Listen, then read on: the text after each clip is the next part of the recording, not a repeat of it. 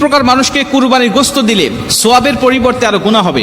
রাসূল সাল্লাল্লাহু আলাইহি ওয়াসাল্লাম স্পষ্টভাবে আমাদেরকে বিষয়টা জানিয়েছেন। একাধিক হাদিস এবং বুখারী এবং মুসলিম শরীফের মধ্যেও এই হাদিসটা বর্ণনা করা হয়েছে যে দুই প্রকার মানুষ আছে এমন, যাদেরকে কুরবানির গোশত দিলে আমার কুরবানি কবুল হবে না এবং সোয়াবের পরিবর্তে গুনাহ হবে। এর প্রথম নম্বরে রয়েছে যারা কসাই, যারা গোশতটাকে বানায়, এই গোশতটাকে যারা কাটে, তাদেরকে মজুরি হিসাবে, পারিশ্রমিক হিসাবে আপনি গোশত দিতে পারবেন না। তারা যেহেতু পরিশ্রম করেছেন, কষ্ট করেছে, এর জন্য তাদেরকে পারিশ্রমিক দিতে হবে, তবে গোশত নয়। আপনি তাদেরকে টাকা পয়সা বা অন্য কোনো চুক্তি তাদের আপনি দিতে পারবেন, কিন্তু ওই কুরবানির পশু থেকে আপনি তাকে কিছুই দিতে পারবেন না। আমাদের সমাজে অনেকে দেখা যায় যে কুরবানির সারাদিন কাটাকাটি করছে, তাকে 4টা পাও দিয়ে দিল বা 2টা পা দিয়ে দিয়েছে, মাথাটা দিয়ে দিয়েছে, গরু ভুঁড়িটা দিয়ে দিয়েছে, এরকম একটা শর্ত দিয়ে আমরা তাদেরকে কাজে নিয়োগ দেই। আল্লাহ রাসূল সাল্লাল্লাহু আলাইহি ওয়াসাল্লাম বলছেন, লা ইউতা ওয়া লা ইউতা ইল্লা লিজাযারাতিহা শাইআ। পারিশ্রমিক হিসাবে তুমি কুরবানির গোশত তাকে দিতে পারবে না, তবে হ্যাঁ অবশ্যই সে যেহেতু গরিব, সে যেহেতু অসহায়, এজন্য তুমি অন্য 10 জনকে যেটুকু গোশত দিয়ে থাকো ওইরকমভাবে তুমি তাকে দিবে, কোনো সমস্যা নাই। কিন্তু সে পারিশ্রমিক হিসাবে তোমাকে অবশ্যই মূল্য দিতে হবে। মূল্য পরিশোধ করার পরে তুমি তাকে অন্য 10 জনের মতো একটু গোশত তুমি তাকে দিয়ে দিলে কোনো সমস্যা নেই। আমাদের সমাজে দেখা যায় অনেক বাড়িতে ভুঁড়ি সাফ করতে পারে না, এর জন্য পাশের বাড়ির কোনো মহিলাকে ডাক দিয়ে, গরিব মানুষকে ডাক দিয়ে বলে, তুই এটা সাফ করে দিই, তুই অর্ধেক নিবি, অর্ধেক আমাকে দিবি।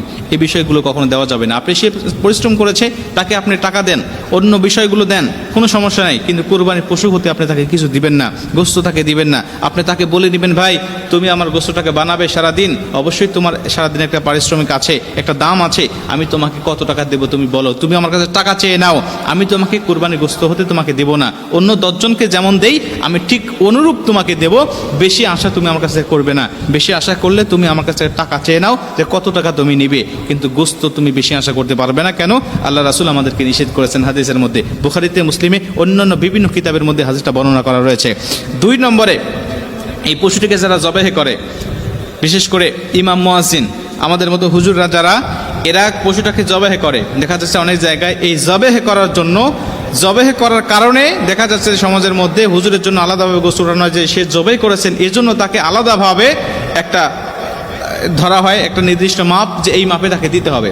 মজুরি সে জবাহ করেছেন, সে জবাহ করেছে এজন্য আপনি আলাদা করে তাকে দিতে পারবেন না। সে জবাহ করেছেন, ইমাম, সে মুয়াজ্জিন, সে জবাহ করেছেন, তাকে আলাদা হিসাবে আপনাকে অবশ্যই টাকা দিতে হবে। আপনাকে অবশ্যই পারিশ্রমিক হিসেবে টাকা দিতে হবে। আপনি গরু প্রতি 1000, 2000, 5000 যা যেমন পারেন আপনি দিয়ে দিলেন, সমস্যা নাই। কিন্তু আপনি যদি মনে করেন যে না, সে ইমাম মানুষ, তাকে কিছু দিতে হবে, অবশ্যই অন্য 10 জনের মতো আপনি তাকে দিবেন, কিন্তু পারিশ্রমিক হিসাবে সে জবাহ করেছে এজন্য আমি তাকে অনেক মোটা অঙ্কের কিছু দিব, আমি 5 কেজি 10 কেজি তাকে গোশত দেবো, এমনটা নয়। আপনি অন্য 10 জনকে যেমন দেন সেই অনুরূপভাবে দিবেন, আর জবাহ করার জন্য আপনি পারিশ্রমিক হিসাবে তাকে অবশ্যই আপনি মূল্যটা পরিশোধ করবেন।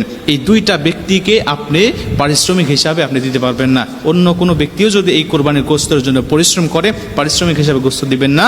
অন্য 10 জনকে যেমন দেন ঠিক তেমন দিবেন, বেশি কিছু দেওয়ার চেষ্টা করবেন না, তাহলে হয়তো আপনার উদ্দেশ্যটা বাতিল হয়ে যেতে পারে। যেহেতু আল্লাহ রাসূল সাল্লাল্লাহু আলাইহি ওয়াসাল্লাম আমাদেরকে জানিয়েছেন, আলী রাদিয়াল্লাহু তাআলা তিনিও বলেছেন যে নবীজি আমাকে নিষেধ করেছেন, এর জন্য আমি পারিশ্রমিক হিসাবে মূল্য দেই, তাকে আমি কখনোই গোশত দেই না।